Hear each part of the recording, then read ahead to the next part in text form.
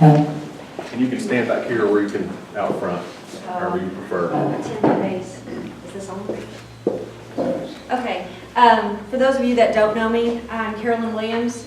I'm with the Upshur County Literacy Program. I also teach at Gilmer High School. I was asked to take over when Ms. Sue passed away, and our founder.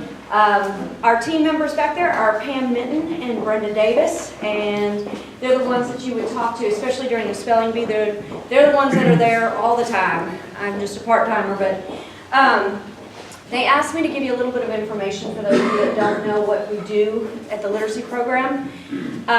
We offer our services free to anybody that's interested in studying and trying to obtain their GED. We test them. We try to determine what their we test them to try and obtain what level they're at.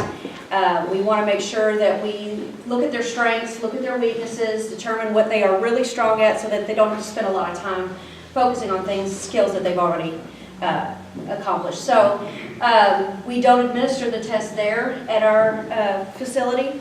We just get them ready, and they have to go to Gilmer College or Northeast Texas, and they can test there.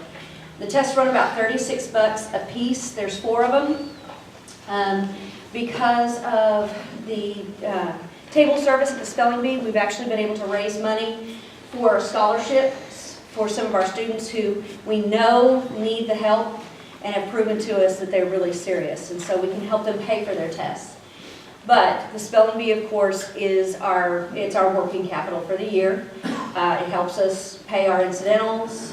We've had a very generous First Methodist Church who has allowed us to be at their facility for how many years now? Since 2003. Since 2003, when the annex burned down. But so they've been very generous to allow us to utilize it's the old Kent House, for those of you that know what I'm talking about.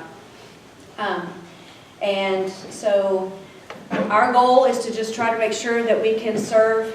We've got students that are 16, which no other place in Upshur County or the surrounding area will serve 16-year-olds.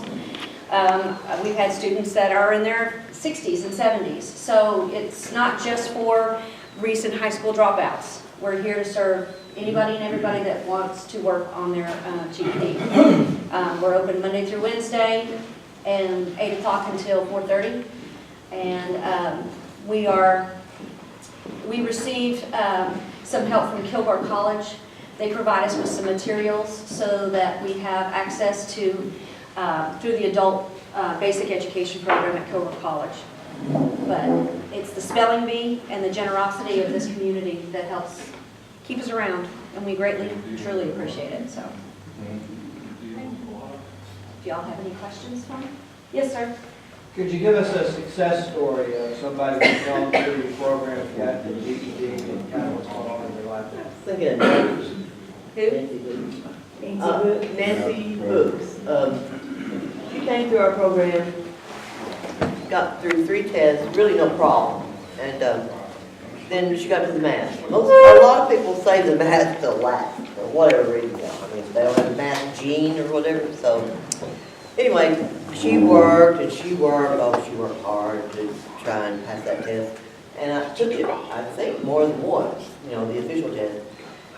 And finally she passed it, and one year, at one spelling bee, we kind of featured her and told a little story about her, but she is the owner and operator of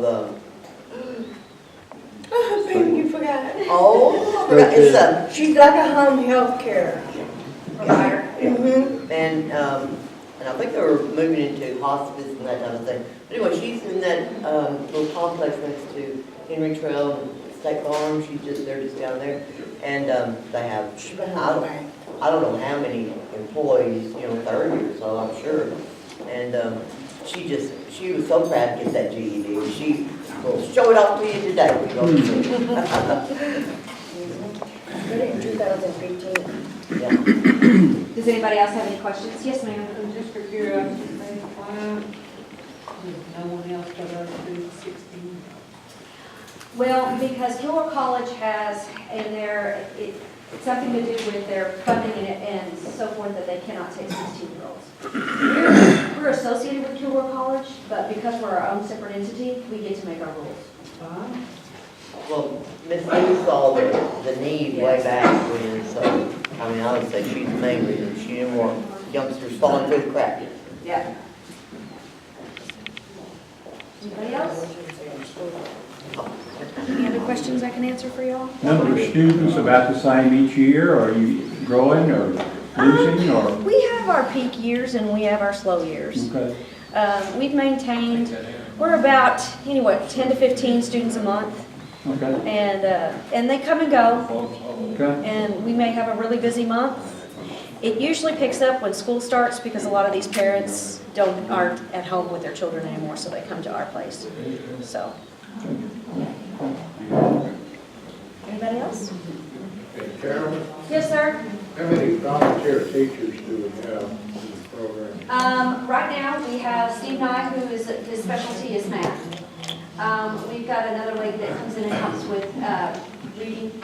Shauna Spencer, she was one of my compadres from the high school. She was coming in and doing some volunteer work.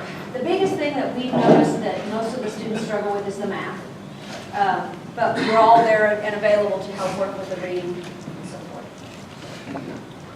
Also, Steve and I, he retired from ExxonMobil down in Houston and that, and he sends in the hours that he tutors, and ExxonMobil match that and send us a check each year for, Yeah. Yep, Yeah. helps us out tremendously. Anybody else?